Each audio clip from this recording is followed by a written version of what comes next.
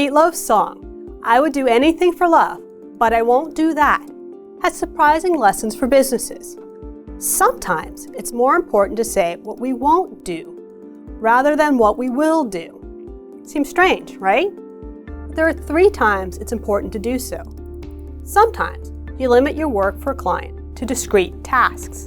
In a bankruptcy context, the lawyer might prepare and file the bankruptcy schedules and attend the first meeting, but it might exclude litigation from her work. It's important to have these specific exclusions in writing. Otherwise, you might be left performing work your client thought should have been included, rather than the limited scope you intended. Another time it's important to include exclusions is when there's some discretion or ambiguity of what the finished product will look like. If you're a bookkeeper, separating the financial transactions of 2 businesses recorded in one accounting program, what will the end product look like? It might be a good idea to specify this. It's also important to specify any limitations on your liability.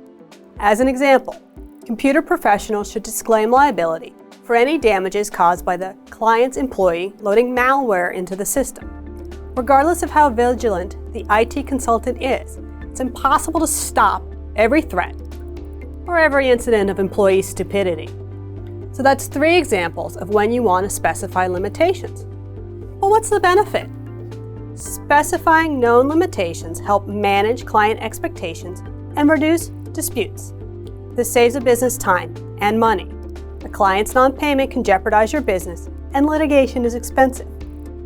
Finally, where you've limited your work and are being asked to do more, you can approach the client to renegotiate the cost of services. Sometimes saying, "I won't do that," is a good way to avoid a legal landmine. I'm attorney Nancy Greene, and I'm here to help you. Just when you thought I was finished, here's the legal mumbo jumbo.